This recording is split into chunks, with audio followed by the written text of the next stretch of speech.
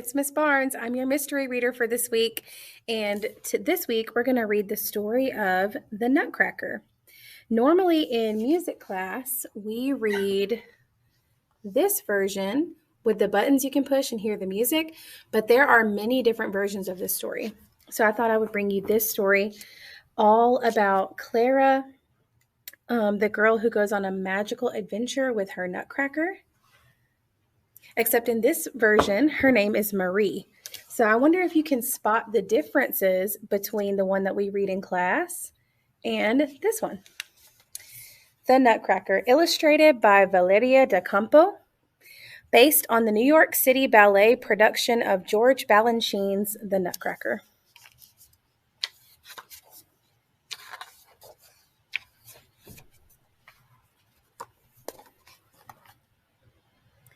It was Christmas Eve at the Stahlbaum's house, and like children everywhere, Marie and Fritz were so excited they could feel their toes tingle.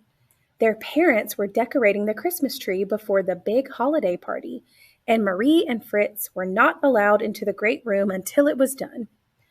They jostled each other to try to sneak a peek at the glittering tree through the keyhole.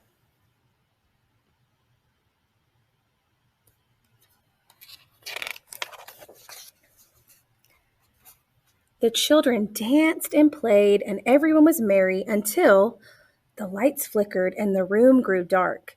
A mysterious man with a young boy entered from the shadows.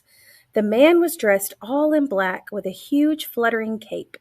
The children scurried to hide behind their parents just as he paused and flung back his cape over his shoulder.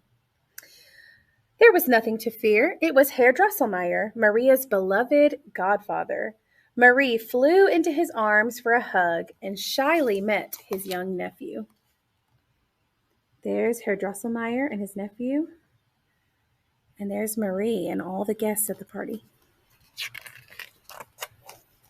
Herr Drosselmeyer was a toy inventor, and a visit from him was always full of surprises. The curious children, their eyes full of wonder, gathered around 3 huge boxes he had brought with him. Suddenly the boxes sprang open, and out leaped one life-size doll, and then another, and the dolls danced for the delighted crowd.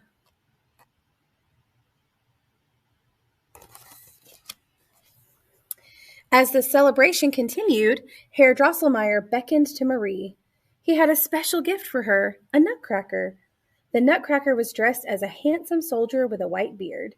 Herr Drosselmeyer showed Marie how the nutcracker could open and snap his mouth to crack nuts for everyone. Crack, crack!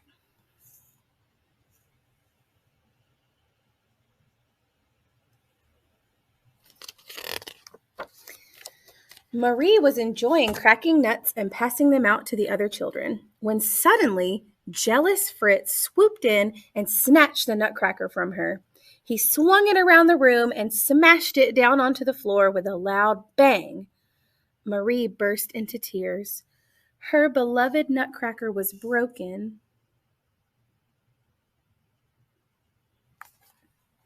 But Herr Drosselmeyer knew just how to fix the nutcracker. He tied a scarf around the nutcracker's head like a bandage and handed him back to Marie, who cradled him in her arms. Then Herr Drosselmeyer's nephew gave Marie a tiny bed that was the perfect size for a nutcracker, and Marie nestled him in it to rest.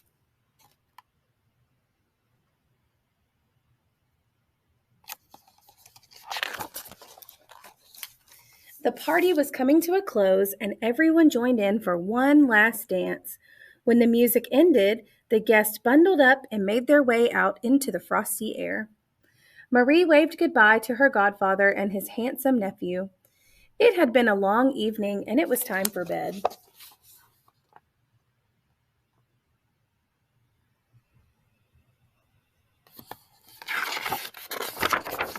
During the night, Marie awoke, remembering that the nutcracker was alone downstairs in his bed.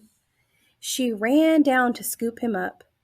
With the nutcracker safely in her arms, she curled up on the sofa and drifted to sleep in the soft glow of the Christmas tree.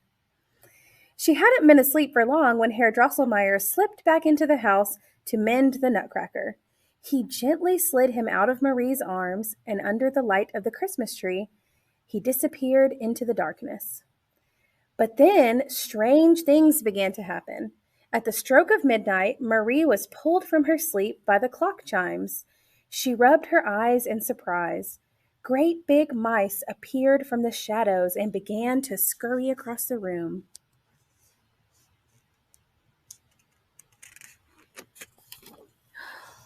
Whoa, check this page out. With a rumble and a shake, the tree began to grow before her eyes. The lights were flashing as bright as it rose higher and higher. Marie had never seen anything so big.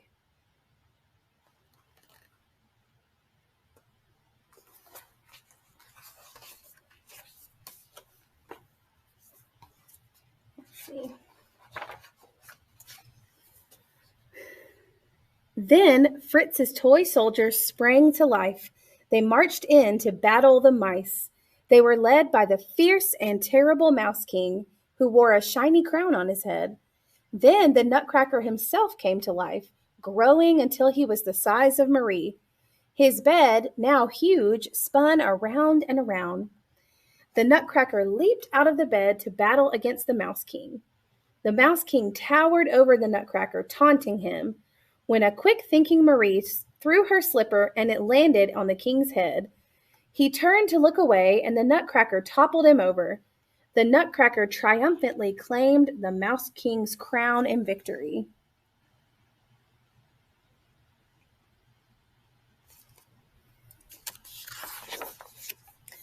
In that very moment, the ancient spell that had been cast on the Nutcracker was broken. He transformed into a handsome prince who looked very much like Herr Drosselmeyer's nephew.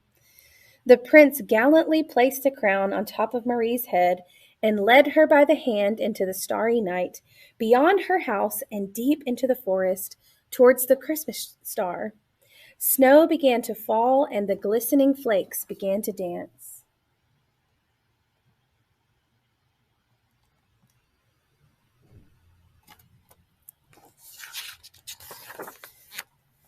The prince took Marie on a fantastic journey.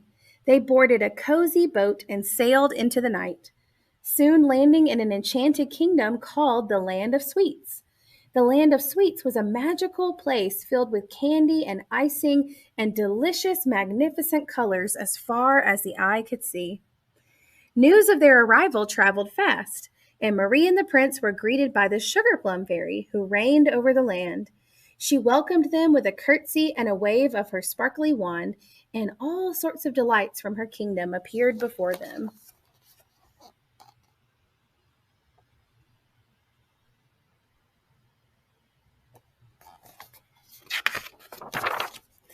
The prince told the story of their great battle with the Mouse King. "Oh, you are both very brave," the Sugar Plum Fairy said. And then she invited them to celebrate by sitting them in 2 candy thrones with huge bowls of chocolate, cake, and ice cream set before them. The Sugar Plum Fairy summoned everyone in the Land of Sweets to dance for Marie and the prince in honor of their victory.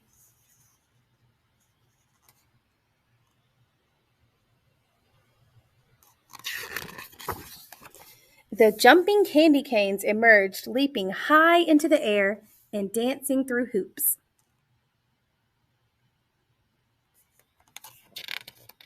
What could come after the candy canes? The marzipan dancers tiptoeing delicately while playing their flutes. The biggest surprise of all was the gigantic Mother Ginger who swaggered before them. All of a sudden, 8 tiny clowns called Polichinelles sprang from beneath her skirts and danced to the rhythm of her tambourine. As Mother Ginger scooted her children, a garden of flowers appeared. Amid the blossoms was the shimmering dewdrop fairy, and with each step she brought a single petal to life in blossoming swirls of pink.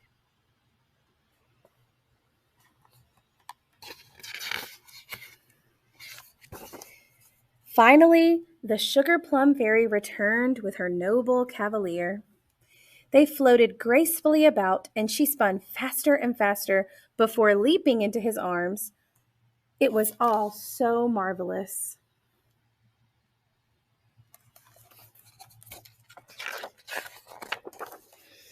With another wave of her wand, the Sugar Plum Fairy summoned her whole kingdom for a joyous farewell celebration.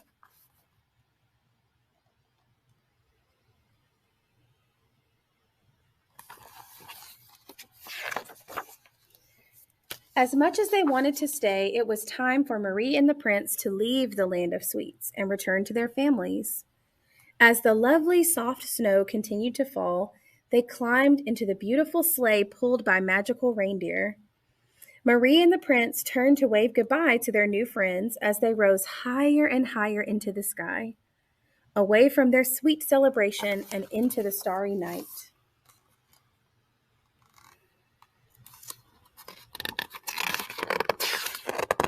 The end. And the last page is some fun facts about the Nutcracker Ballet. So I'll read those to y'all. It says the Christmas tree grows to a full height of 41 feet and weighs 1 ton. Mother Ginger's skirt weighs 85 pounds and it's 9 feet wide. Also, there are more than 150 costumes worn in the ballet, and 62 musicians play in the orchestra. It also says that the music is by Peter Tchaikovsky and that the dance moves were created by George Balanchine. And that is the story of the Nutcracker. The end.